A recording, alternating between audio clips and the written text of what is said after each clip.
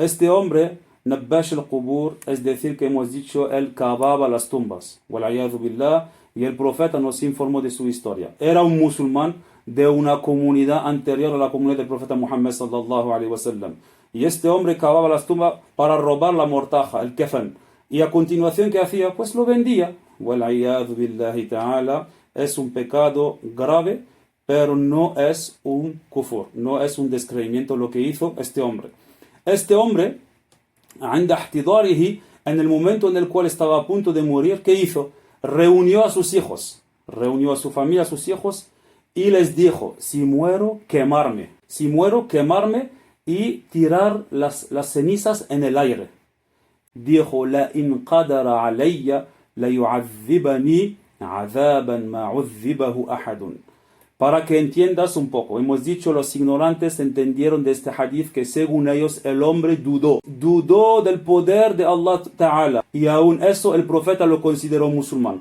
Y eso hemos dicho es un error, no es el significado del hadith. Ellos han traducido ese hadith, la in qadara alayya, puede ser que Allah tenga el poder sobre mí. Wal'ayadhu billah, y según ellos entonces es una duda, y el profeta dijo que era musulmán, entonces dudar sobre el poder de Allah según ellos no hacen salir del Islam. No. Nosotros decimos el hadith, la in qadara alayya, en el idioma árabe, qadara también tiene el significado de dayyaqa. La in dayyaqa Allahu alayya. Si Allah quiere castigarme, me castigará un castigo potente. La in dayyaqa Allahu alayya. Eso es el significado según la explicación de Ibn Hajar al-Asqalani, que qadara aquí significa dayyaqa, no qadara tenga el poder sobre mí, como ellos lo han entendido. Y hay una segunda explicación de este hadith, son tres, vamos a nombrar las dos, que algunos han dicho bitashdid dal, es decir, la in qaddara alayya. En el hadith, la in qaddara alayya, es decir, que si Allah lo ha predestinado, pues me castigará.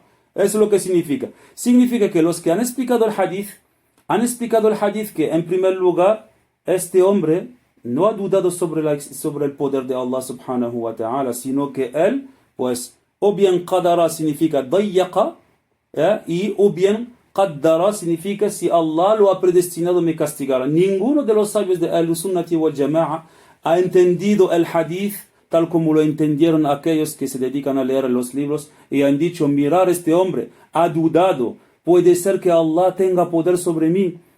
Y pues al final el profeta Muhammad sallallahu alaihi wasallam dijo que Allah le ha perdonado. Pues ¿qué hicieron sus hijos? Sus hijos han cogido su persona, ¿no? Su cadáver, y lo han quemado y luego han tirado la ceniza en el aire. Y el profeta sallallahu alaihi wasallam en el hadith nos informa que Dios, Allah Ta'ala, ha ordenado que sus cenizas sean reunidas. Y de nuevo Allah Ta'ala le dio la apariencia que tenía este hombre. Y Allah le ha dicho, ¿por qué hiciste eso? Y el hombre dijo, Khashituka ya Rabb. Es decir, pues es por temor hacia ti, oh Allah. Dijo, es decir, he tenido miedo, es por miedo. Porque sabía que había cometido un pecado grave de cavar, de robar a los fallecidos y luego de vender esto. Pues él dijo a sus hijos de quemarle y de lanzar las cenizas en el aire. ¿Por qué? Porque en realidad huwa kan yakhaf, tenía miedo del castigo de Allah subhanahu wa ta'ala. Y el profeta Muhammad en este hadith que dijo, Allah le ha perdonado. Es decir, por haber tenido miedo, Allah subhanahu wa ta'ala le ha perdonado. Este hadith no es una prueba para aquellos que dicen que el hecho de dudar sobre el poder de Allah no hace salir del Islam. No, la regla está clara. Quien duda sobre el poder de Allah no es un musulmán. Allah es todopoderoso, hace lo que Él quiere. Y esta explicación, como hemos dicho, la dio al-Hafidh al-Asqalani, el famoso sabio, quien ha explicado el Sahih de al-Bukhari. Y hemos dicho que si este hombre hubiera muerto dudando sobre el todopoder de Allah subhanahu wa ta'ala, Allah no le hubiera perdonado. Allah no perdona a los que mueren descreídos. Como hemos dicho, Allah Ta'ala ha creado a todos los seres humanos, es verdad. Pero Allah dice en el Corán el Karim, قُلْ أَطِيعُوا اللَّهَ وَالرَّسُولَ فَإِن تَوَلَّوْا فَإِنَّ اللَّهَ لَا يُحِبُّ الْكَافِرِينَ. Que Allah Ta'ala dice en el Corán, لَا يُحِبُّ الْكَافِرِينَ, que Allah no acepta a los descreídos. Esto es la respuesta a los que dicen que Allah acepta a todo el mundo, que Allah quiere recompensar a todo el mundo, que Allah, como algunos dicen, yuhibbul jami'. Allah Ta'ala, él dice en el Corán el Karim, فَإِنَّ اللَّهَ لَا يُحِبُّ الْكَافِرِينَ, no acepta a los descreídos, no acepta el descreimiento de los descreídos. وَلَا يَرْضَى لِعِبَادِهِ الْكُفُرِ, Allah confirma que no acepta el descreimiento de los descreídos. Y dijo, إِنَّ الشِّرْكَ لَظُلْمٌ عَظِيمٌ, cuando dijo Luqman a su hijo, إِنَّ الشِّرْكَ لَظُلْمٌ عَظِيمٌ. Y Allah también dijo, وَالْكَافِرُونَ هُمُ الظَّالِمُونَ.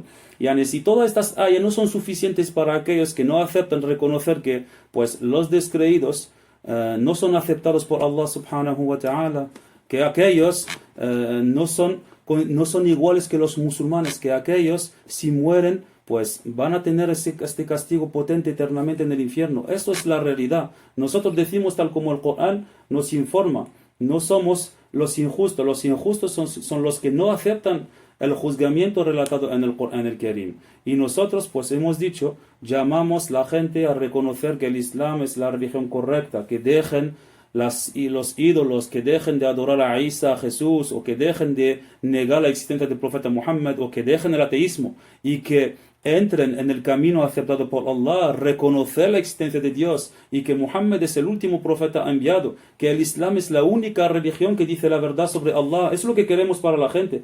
Y luego, pues si fallecen, si mueren descreídos, Allah Ta'ala nos ha informado, Khalidina fiha abada, formarán parte del infierno, de la gente del infierno eternamente.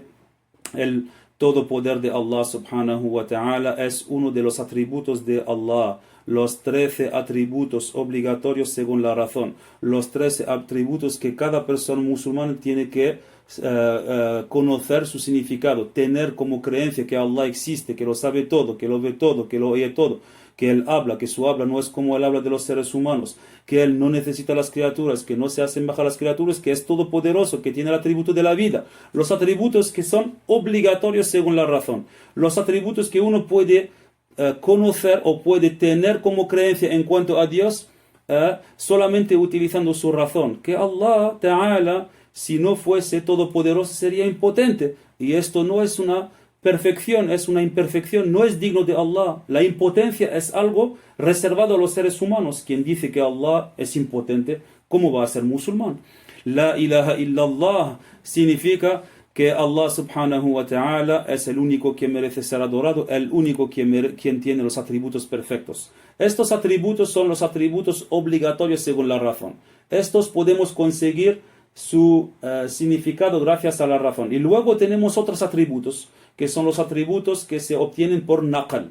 Los atributos que están en el Karim, que han sido relatados en el Hadith, que los atributos de Allah, que uno, digamos, consigue obtener gracias a la transmisión, los que son los atributos llamados los atributos bin naqal, yani tú los obtienes bin naqal por la transmisión, tal como el yad, el wajh o bien el ain. Ese tipo de atributos que hablaremos inshallah ta'ala en su momento.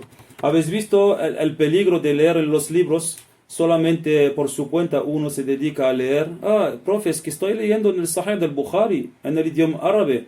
Ajá, y tú dominas todos los recursos lingüísticos del idioma árabe para leer por tu cuenta los hadiths en el Sahih del Bukhari, o bien realmente te falta bastante para entender que aquí la in qadara alayya significa la in qaddara alayya o bien la in dayyaqa alayha, para entender realmente que esto no es como lo que han entendido aquellos. Es decir que nosotros llamamos la atención siempre, el hecho de leer por su cuenta en los libros es peligroso, porque no tenemos las herramientas para leer y entender algunos hadiths del profeta Muhammad sallallahu alaihi wasallam en el idioma árabe. ¿Y qué decir entonces de esas traducciones de estos hadiths que no han sido entendidos claramente, y al final llama a pensar que si uno duda sobre el poder de Allah no sería un descreído? No, esto es la realidad. Nosotros decimos, hay que tener cuidado de leer en los libros por su cuenta, o bien de escuchar los que leen los libros,